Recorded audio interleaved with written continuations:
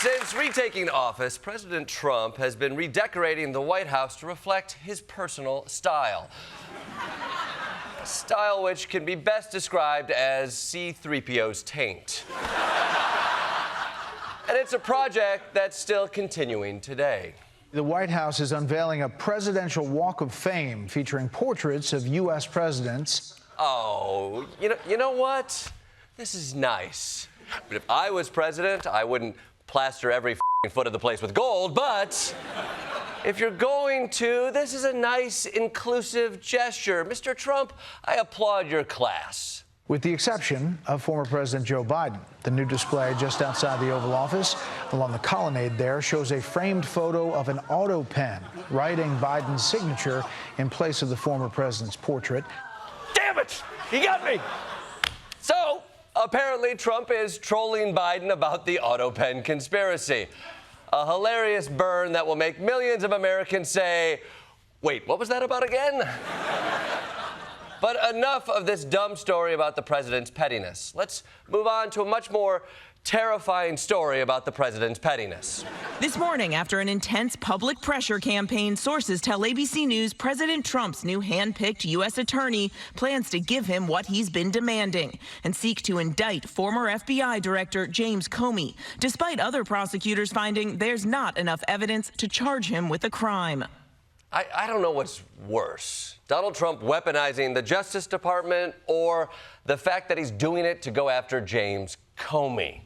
I mean, Trump, he's the dude who got you elected president. Remember, he announced a few days before Election Day that he was investigating Hillary for her email server. And America was like, we can't have a president with such disrespect for proper procedure. Let's elect Donald Trump instead.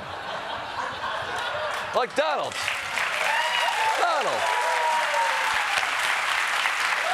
a question, Donald, how can you go after a guy who played a key role in you winning the election? What's next? Are you going to go after podcasts with names like The Chode Kings or Roiding Out with the Jizz Brothers? I mean, you don't even know if that's a real podcast or not. He may have appeared on that. Look, now, even though prosecutors say they don't have a case against Comey, Trump seems to have found a loophole. Appoint a prosecutor who doesn't care. Sources say the president forced out his own appointed U.S. attorney for Eastern Virginia, replacing him with one of his personal lawyers, Lindsay Halligan. Wow. One of his personal lawyers. She must have a ton of experience in the criminal justice system. I bet she knows her way around a grand jury. Halligan, an insurance lawyer, has never prosecuted a criminal case in her career or presented evidence to a grand jury. Okay. This sounds bad, but at least she is a lawyer. I mean, in this administration, that's well above the baseline. There was a really good chance he could have appointed the Jizz Brothers for this job, but you got to figure, if he's trusting Lindsay Halligan to go after his political enemies, the vetting process must have been extremely thorough. She told the Washington Post that she ended up on Trump's legal team after showing up at one of his golf events in a suit, prompting Trump to hire her just weeks later. This is how he picks members of his team? You, the lady in the suit, come join my legal team. Does Trump look at David Byrne like, wow, he must have been top of the class at Harvard Law? Wow. And I'm all for dressing for the job you want, but come on, she must have some other qualifications Trump valued. She's also a former contestant in Miss Colorado, USA. This is all starting to make sense, though. When Trump hires people, they're either beauty queens or the ugliest bog creatures in the world.